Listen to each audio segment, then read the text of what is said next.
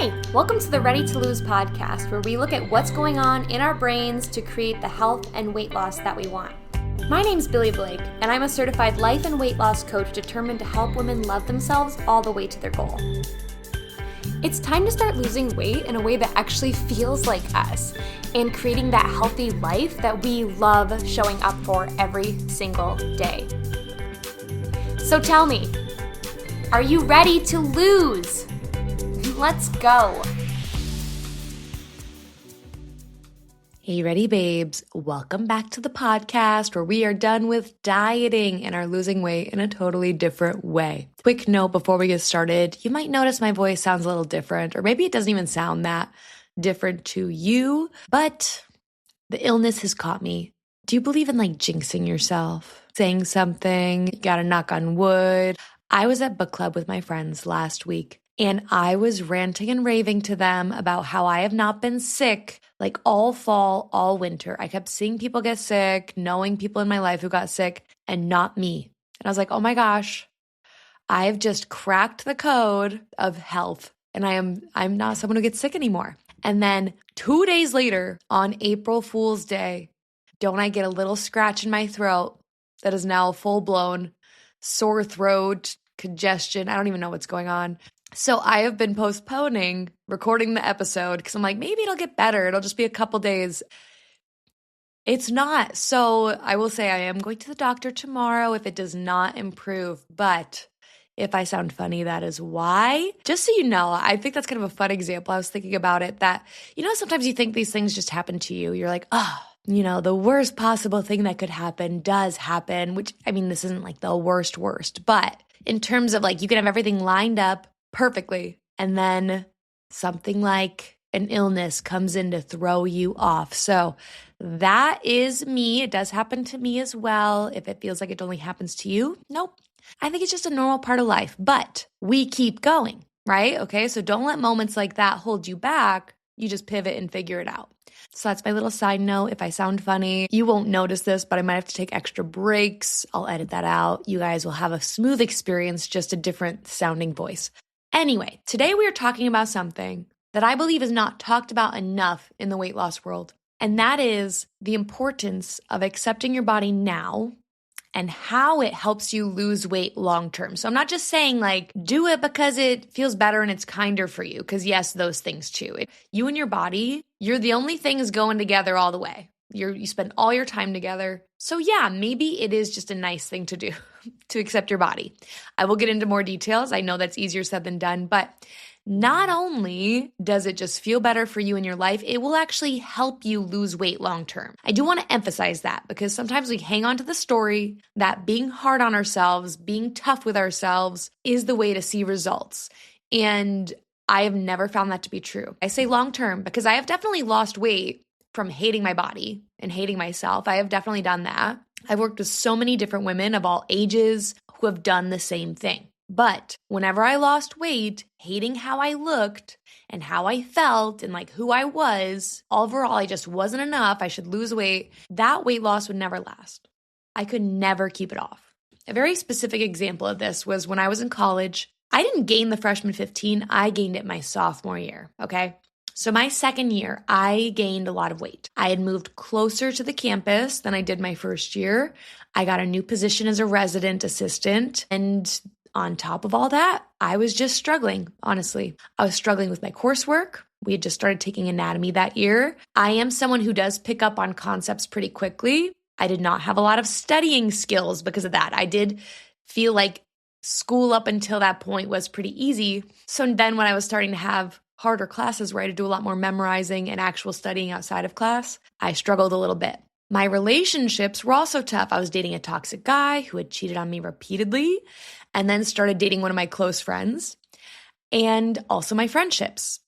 Like I said, that guy definitely did not help with that. But beyond that, I was also living in a different space and I felt isolated and lonely a lot. It was not great, obviously. So I coped the only way I knew how at the time, and that was with food. Also, like I said, I was closer to the campus. Not only was I closer to the campus, my dorm was the closest dorm to the dining hall, okay? So yeah, that just made it easier to support myself with food. Now, before I get into this further, I do want to take a moment to explain that for a long time, I would think about this time in my life and this weight gain that I had, and I would think of it as like a personal failure. I would say things like, what's wrong with me? I let myself go. I must not have cared about myself enough, or I must have hated myself, and I was punishing myself with these bad habits, right? Because obviously gaining weight didn't feel good on top of everything else I was experiencing. So I thought, maybe I just hate myself so much. And I hear that from people all the time. That's why I want to share this is like, I know that language is common when it comes to weight gain is like, what's wrong with me? None of those things were true. As you can imagine, I was feeling very bad. I was feeling helpless, stressed, lonely. And so of course I ate. I have a lot of different tools and strategies now, and I understand how my thoughts work and how my habits work now. But me back then, even though she gained 20 pounds and ordered late night McDonald's when she had to stay up until 2 a.m. for her RA shift. Even that toxic on and off relationship and those awful guys she dated and the things she tolerated from friends that she shouldn't have, all of that version of me was just doing her best. She was trying to survive the only way she knew how. And so now I have compassion for her, but that story wasn't always that way. But she really is the same person who got me to where I am now. She never could have imagined it. And not just the weight loss, but even like the feeling better about herself and her life and appreciating her body and, you know, the relationship she's in now and all these things. Like I never could have imagined it back then, but that was still me who got me here. Okay. So anyway, as I say that as a reminder to you, if you gained weight and you feel like you've let yourself go, you didn't. That is never why someone gains weight. There's never a time where we think, you know what? I think those healthy habits, forget them. I'm just going to ditch them. Nobody ever thinks that. It's almost always because we're going through something hard or our focus is on something else and we cope with food or we just start leaning on old habits. So whether you are a new mom or your work is stressful right now or you went through a breakup or you had some other health issues arise that you didn't know how to cope with, whatever it is, whatever that thing is where you started gaining weight or you stopped exercising or you started ordering out more, whatever it is, you were just doing the best you could at that time, even if it led to gaining weight. Okay. Anywho, back to the point of this episode. On top of all of that, okay, I gained the 20 pounds. So of course I was also hating how I looked and I didn't feel like myself. So I remember that Christmas, I asked for a Beachbody DVD program that I kept seeing advertised, Brazil Butt Lift. And y'all, I still have these DVDs. And honestly, I do still like a couple of the workouts and do them now, even. If you know, you know. Tummy tuck is a burn. That is a core burner. But like, isn't it funny how even the names of the workouts are wild? Brazil butt lift, tummy tuck, high and tight, sculpt. Okay, it was definitely a different time in the fitness world than I feel like now. Anyway, that December, I got that set for Christmas. And my mom and I decided to commit to doing a month of following the program and following a diet with it. We did our measurements and our initial weigh-in. We even did this pencil test that they recommend with that program to see how perky your butt was or wasn't at the start of the workout program until the end of 30 days. So you could see how much perkier your butt got. I am not even joking you, okay? Then for our diet, we decided to do Slim Fast shakes and the diet that's recommended with those shakes. So we had 2 shakes a day, a snack, and then a simple, quote unquote, healthy meal for dinner. I think it was a lot of brown rice and veggies. And we did our workouts every morning in the living room at 5 a.m. Our living room is also not that big, so my mom and I were really making it work, you know. And honestly, even though we'll get more into this about how I was not loving my body and feeling good about myself at this time, I do love that my mom and I did those workouts together. She was such an amazing accountability partner, and she still is. Like, one thing about my mom is that when she commits to something, she freaking does it. She commits to it. She gets it done. And so that was great at that time. So I did it too. We did it together. And I did lose a noticeable amount of weight. That toxic guy, when I got back to college, he said, "Hey, you're looking good." Oh gosh, we don't even need to get into that. But while I did do it and I did lose weight, I was dreading the early morning workouts. I was so bored with my food and my meals felt like a punishment. It felt hard. And it felt like I had to put my life on pause just to try and lose weight. Like, that is all I did that month was work out, eat these Slim Fast shakes. I did my clinicals, which I also wasn't loving at the time. So like, it all just felt like a slog for a whole month. But I did think it was totally worth it because of how much I hated my body and where I was. You could probably guess what happened next. When I got back to school, back to classes, back to work stress, back to all the drama of my life. My life restarted, basically. I got back into it.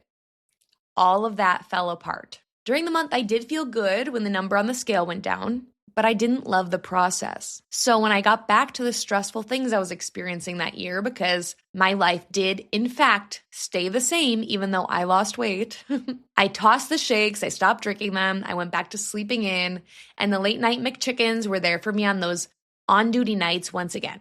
When you hate your body and you think it's a problem and you blame the negative things in your life on it, of course you will do anything to change it. It feels so urgent.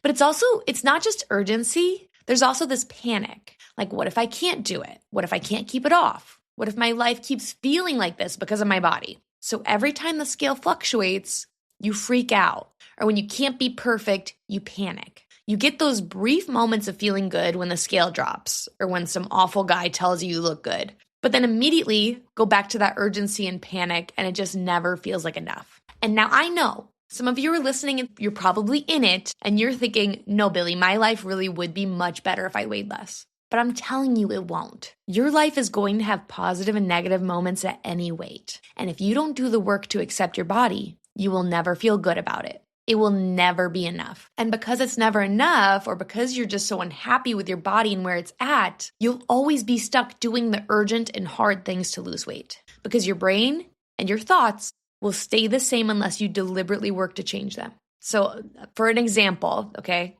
this literally happened last night on a client call. I was chatting with one of our clients, and a few months ago, she had a super busy work schedule, and she always felt like her work was not good enough because there was just always so much to do and never enough time. So she felt like her work quality suffered, okay? She was always feeling not good enough with work. Well, now she actually has way less on her plate work-wise. Things have shifted at work. She's not as busy. And she tried telling me, she said, because I only have like 75% of my schedule full, I'm so stressed about work. I feel like an imposter. I had to call her out with love, of course, always with love. But I told her, I said, you were just always calling yourself an imposter. You were doing it at 150% capacity when you felt like you were doing more and more than was even possible to get done. And now you're feeling that way at 75%. And you think that time is the problem. If I had more time to get all this done, I'd feel better. And now it's, well, actually, if I didn't have so much free time, I'd feel better. No, it is not how busy you are. It is how you're talking to yourself about work. And y'all, the same is true for your weight. I've seen this happen with people where they lost weight and they still never felt like it was enough. Their brain just found new things to fixate on. Or even though they were making progress and losing weight, the brain would fixate on the moments where they weren't doing enough or where they messed up. So not only does accepting your body help you with that long-term weight loss, it helps you make progress now. After coaching women from all over the world, all different ages, for 5 years, I can tell you there is a sign when someone is about to have a major breakthrough. It is so clear to me now. I know someone I'm working with is about to have a major breakthrough with their weight and their habits when they start telling themselves this one thing.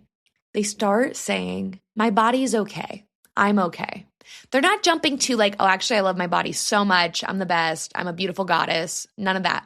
They just start accepting themselves now. And ironically, that creates faster progress than when they are urgently telling themselves to change because they hate where they're at. So back to my story, like that whole experience, losing weight 1 month just to gain it all back plus some the next. That was just one example. I did this over and over again. I would get to a point where I hated where I was so much that I had to do something. I'd do something extreme, and then I'd sabotage myself or quit when life got stressful or when the scale didn't move how I thought it should. It was a roller coaster. I was up and down. So when I lost weight this last time, using the tools that we teach in Ready to Lose, first, I had been listening to my coaches for over a year. I think one I'd been listening to for 2 years, okay? Before I could even get myself to try again, to actually implement the things they were talking about. I was so burnt out and so tired of trying and failing, and it was really scary to try again. But I eventually did. So when I committed to planning my food, listening to my hunger cues, using these tools, I also committed to talking about my body differently, about myself differently.